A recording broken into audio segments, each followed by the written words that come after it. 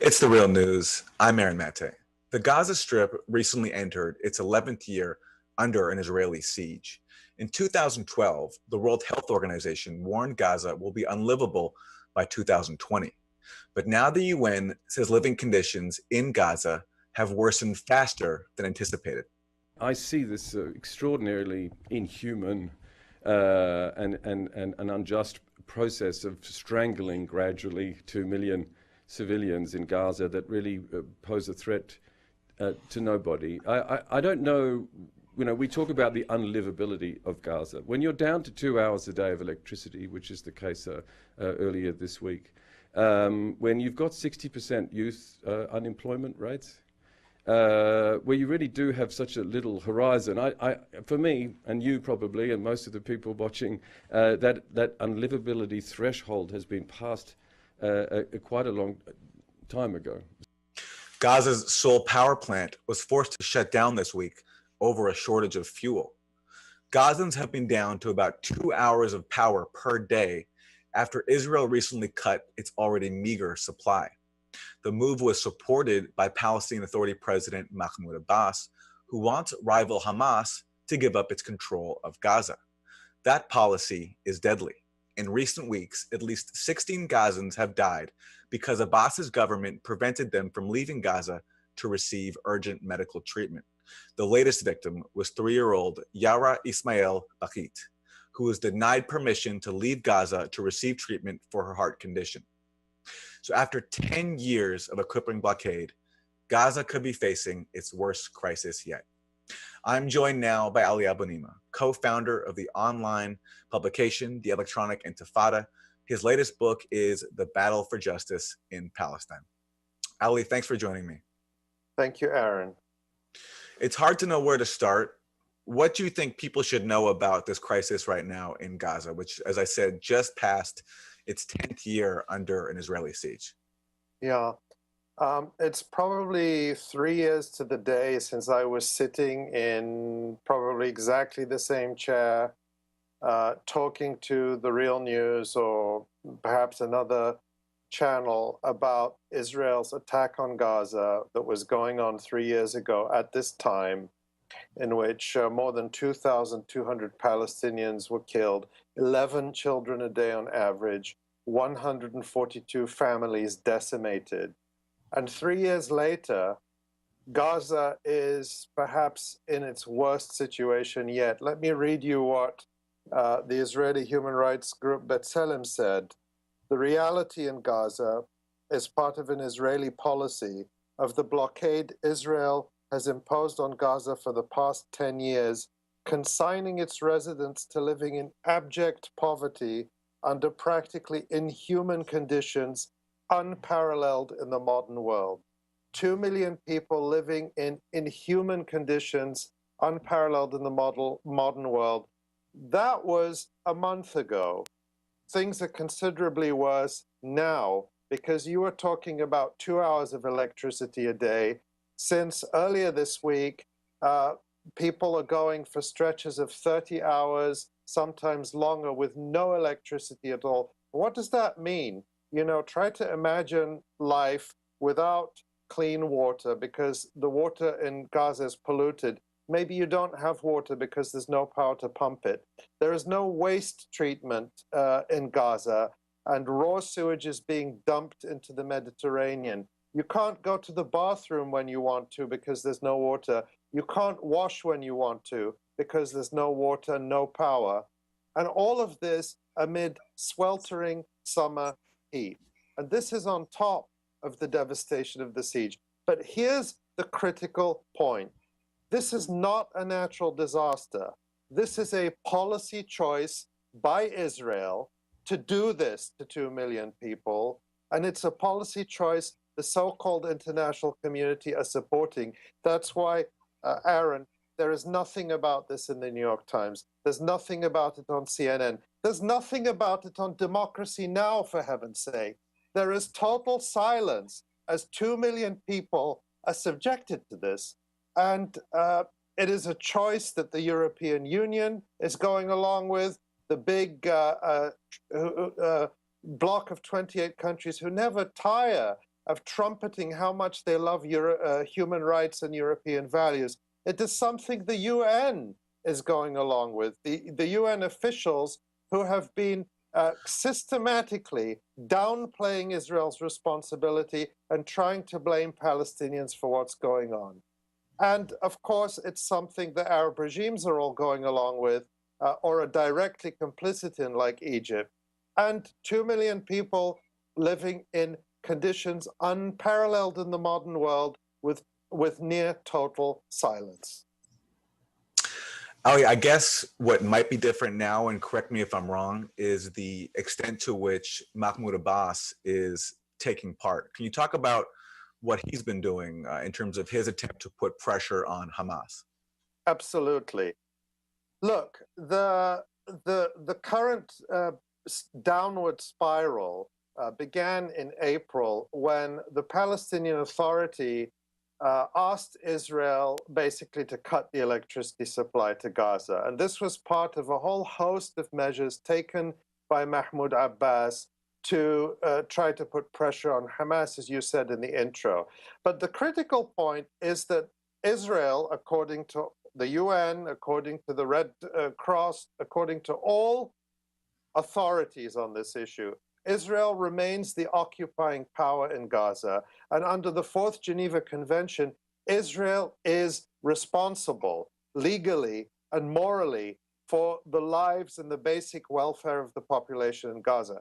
So Israel is hiding behind the Palestinian Authority and saying, oh, well, this is an internal dispute between Mahmoud Abbas and Hamas, and we have nothing to do with it. No, that's not true. Israel is the one that turns on and off the power. And as the Israeli human rights groups have said, even if Abbas asks Israel to turn off the power, Israel is legally obligated to refuse and to ensure that sewage can be treated. I mean, the sewage situation is so bad that Israel is having to close its beaches because of the amount of sewage flowing into the Mediterranean from Gaza. So Israel can turn this situation on and off. Having said that, Abbas is the darling of the so-called international community. He is the Palestinian quisling, I think it's the only appropriate word, who works closely with the Israeli occupation in the West Bank. I mean, you have these grotesque images this week. You have on the one hand what's going on in Gaza, which nobody is showing, and on the other hand, you had this photo op where Abbas's prime minister was cutting a ribbon with the head of the Israeli occupation in the West Bank, the head of the so-called civil administration, to open an electricity substation in the north of the West Bank. So it's almost as if they're putting this in the face of people in Gaza and saying that you will suffer, you'll be made to pay a price, you'll be subjected to these inhuman conditions unless you collaborate with your occupiers the way Mahmoud Abbas does in the West Bank. That's the political message that these measures are supposed to send. And that's why, everyone's going along with it, because the idea is to prop up Abbas and to have a Western-approved, Israeli-backed Palestinian leadership in the form of Abbas. That's what this is about. And we've seen it time and again, country after country, that peoples who do not submit to what is decided for them in Brussels and Washington and Tel Aviv are subjected to this kind of cruelty and punishment. Ali, you mentioned photographs.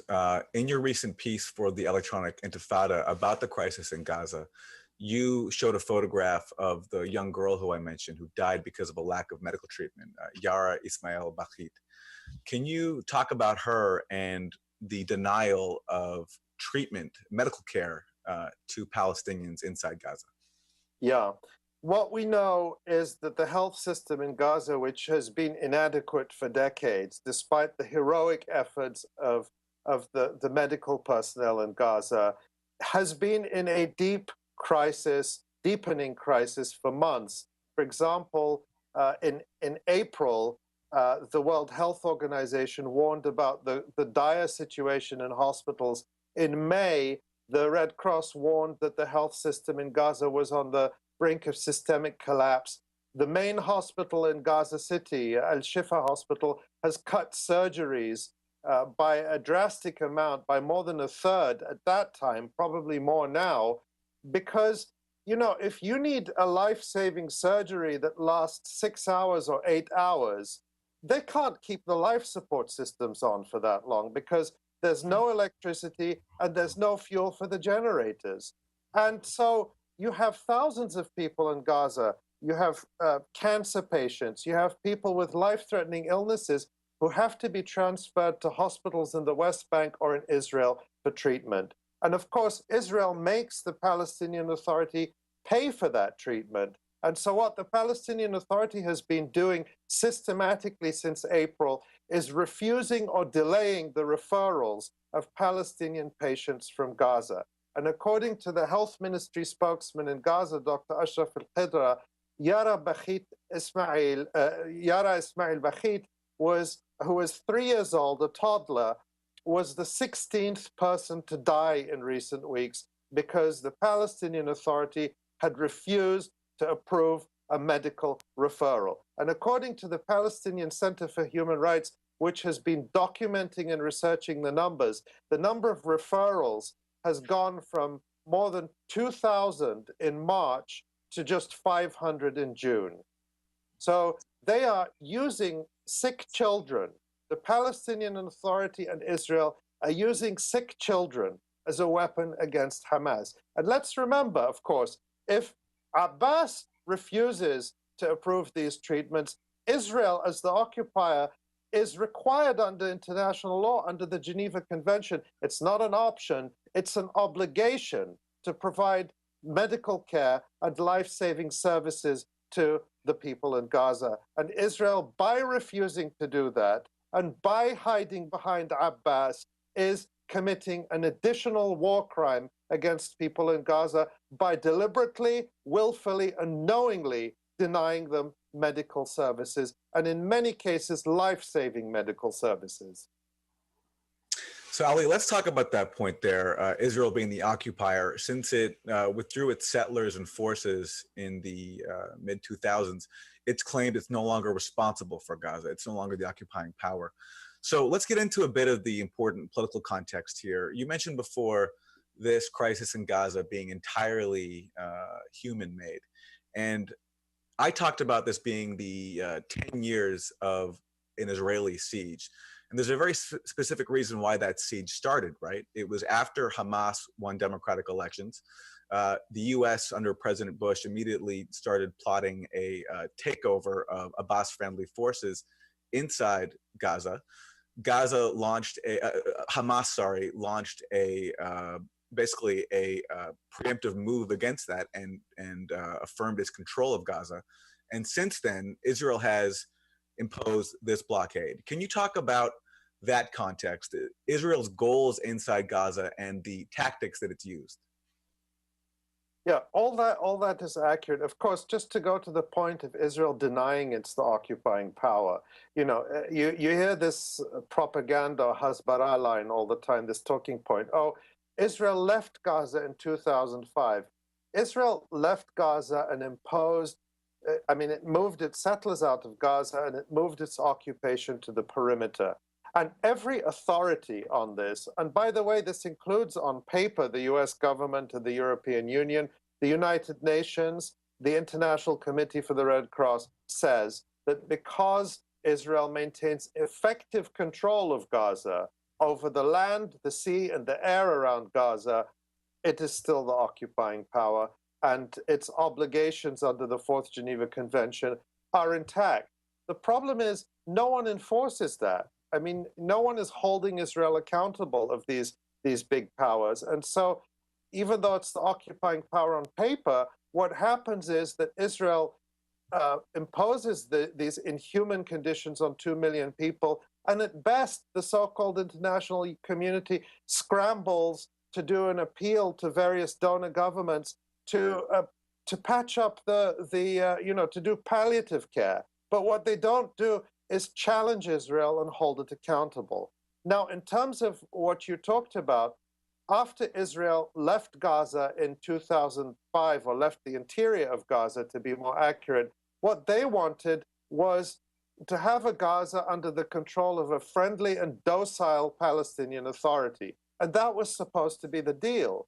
What was unanticipated is that the Palestinians have elections in 2006, which, by the way, the Bush administration insisted the Palestinians hold, and Hamas won. No one disputes it was a as free and fair an election as you could have under military occupation, and Hamas won. And the decision of the so-called international community, meaning the US and its vassals like the European Union and the various Arab regimes, was to deny Hamas its victory and to basically say that, you know, Palestinians, whether you want Mahmoud Abbas and his Fatah faction or not, whether you voted for them or not, we are the ones who decide who your leaders are, not you. And so there was precisely this coup, which was planned by, really directed by the United States. All this is told in detail in an article on Vanity Fair, which people can Google, called The Gaza Bombshell. I also wrote about it in my book, The Battle for Justice in Palestine, in which the United States explicitly backed these anti-Fatah militias, headed, ironically, by this Gaza strongman called Mohammed Dahlan. And the goal was to build up their strength and eventually take over Gaza and also to take over the West Bank. What happened is that Hamas turned the tables on them and basically threw them out of Gaza. Now, one of the ironies of ironies is that, as these kinds of mafia-type figures often do, Mohammed Dahlan and Mahmoud Abbas then fell out. So you now have this weird alliance of convenience between Hamas and Dahlan, who were previously mortal enemies, against Abbas. Hamas's situation is really one of desperation, where they had no choice but to kind of make common cause with Dahlan, because Dahlan has influence. Dahlan is backed by the United Arab Emirates and has influence with the Egyptian regime. So it was through Dahlan's influence that in recent weeks Hamas was able to obtain from Egypt a few days' supply of diesel for the power plant in Gaza. Ali, and the issue that Israel will constantly bring up in terms of Gaza is the firing of rockets from Hamas. They cited that as their justification in the three major assaults that they've waged against Gaza in 2008, 2012, and 2014. Can you briefly address that issue? Because it's important for people to understand as they think about the humanitarian crisis that Gaza faces. We'll often hear the blame pinned on Hamas. Yes, well, of course, this is a very popular talking point from Israel's propagandists and apologists. But again, you know, the devil is always in the details. It's so easy for anyone to repeat a talking point.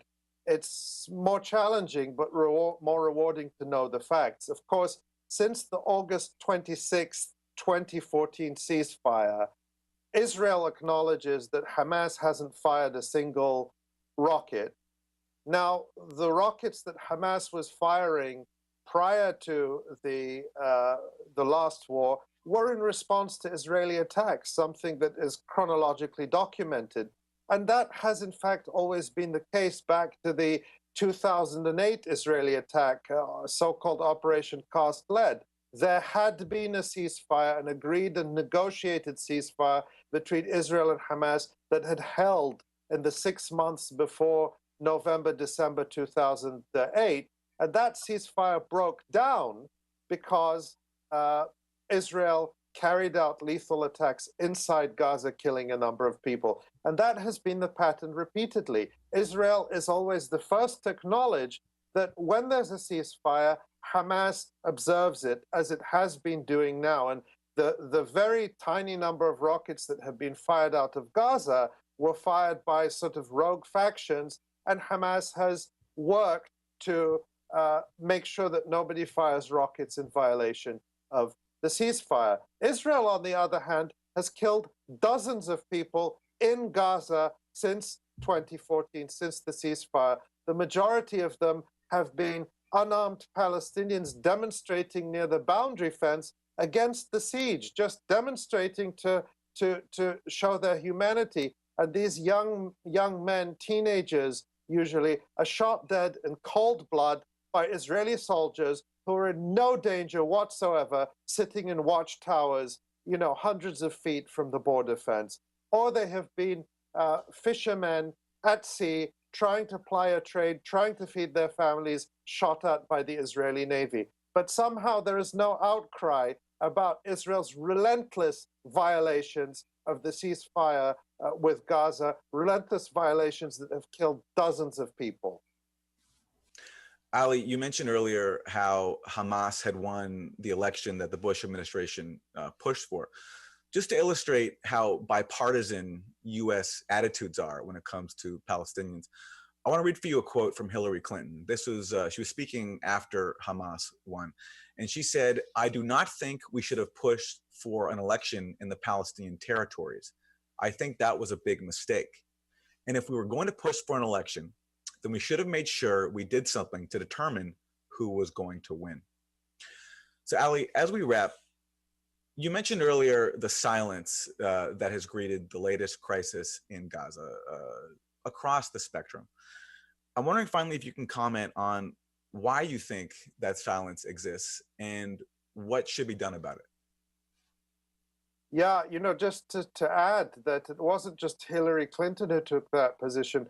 Barack Obama, when he was a senator and before he ran for president, also criticized the Bush administration for allowing Palestinians to choose their leaders. So I just want to make sure that doesn't get lost in history.